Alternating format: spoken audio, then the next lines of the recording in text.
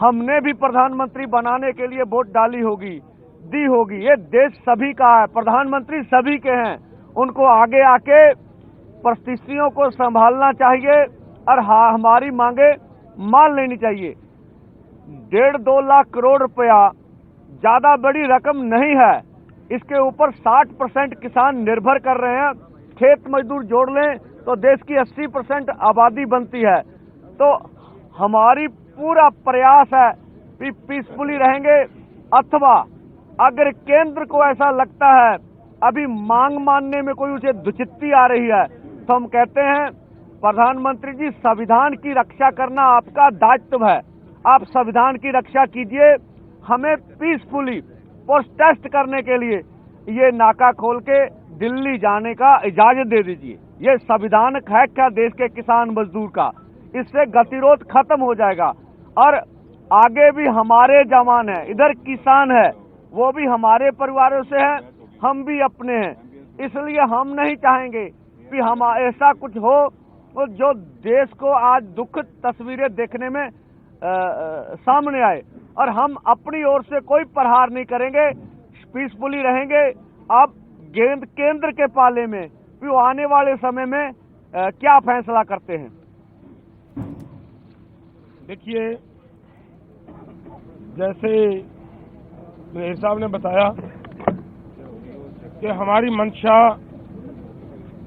किसी तरह का भी अशांति पैदा करना हमारा निशाना नहीं है, ना कोई हमारी इसके ऊपर कोई प्रेस्टीज इशू है कि हम तो ऐसा किए बगैर रह नहीं सकते। लेकिन बात ये है कि हमने दिल्ली जाने का प्रोग्राम बनाया। ये आज से नहीं बना, ये 7 नवंबर की हमने कॉल दे रखी है। 7 नवंबर से लेकर अगर आज सरकार ये कहे कि समय कम है हमारे पास, तो मुझे लग रहा है सरकार की ये टाल मटोल की नीति है। सरकार को ऐसा ना करते हुए देश के किसान मजदूर के पक्ष में फैसला लेना चाहिए। किसान देश का किसान है, देश के किसान ने देश को सेल्फ डिपेंड किया है, दिन रात मेहनतें की हैं। 7 लाख के करीब आज तक किसान सुसाइड कर चुका है।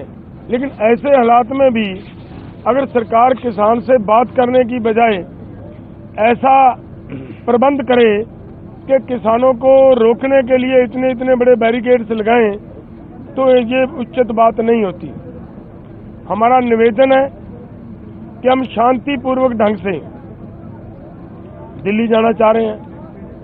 सरकार कृपया हमें खुद ब खुद अपने वो बैरिकेड्स हटाते हुए दिल्ली जाने की अनुमति दे, वहाँ दिल्ली बैठने की व्यवस्था बना दे। हमें कोई दिक्कत नहीं है। लेकिन अगर फिर भी नहीं ये सरकार करना चाह रही, तो फिर हमारी मांगे हैं वो मान ले। हमारे देश के प्रधानमंत्री जी हैं, हमारी सरकार जो वहाँ दिल्ली में बैठकर बड़े बड़े फैसले लेती है हमारे आम देश, पूरे देश के लोगों के लिए, वो आज अपने किसानों के लिए एक बयान नहीं दे सकते कि भाई किसानों का हम ये मामला उनके फसलों की खरीदी का गारंटी का कानून बनाने के लिए तैयार हैं, बनाते हैं। तो किसान भी शांत रहें, हम शांत हैं। किसानों को शांत कहने की किसी की जरूरत नहीं है। किसान पहले से ही पूरी तरह शांत हैं। सिर्फ उनकी एक हाथ आगे बढ़ेगा तो किसान अपने आप 2 हाथ आगे बढ़ाता है। सो इसलिए मैं किसानों और नौजवानों को भी ये अपील करूंगा कि देखिए, आज जिस तरह का माहौल है, सरकार जिस तरीके से अपनी जिद पे अड़ी हुई है, ऐसे हालात को बड़े दिमाग से, बड़ी समझदारी से हमें हैंडल करना होगा। कहीं ऐसा ना हो कि हम आपा खो बैठें। यहाँ बहुत सारे तत्व सरकार, जैसे पहले देखा गया है पिछली बार, वहाँ खनौरी बॉर्डर के ऊपर पुलिस के अधिकारी आए और हमारे नौजवानों को, हमारे किसान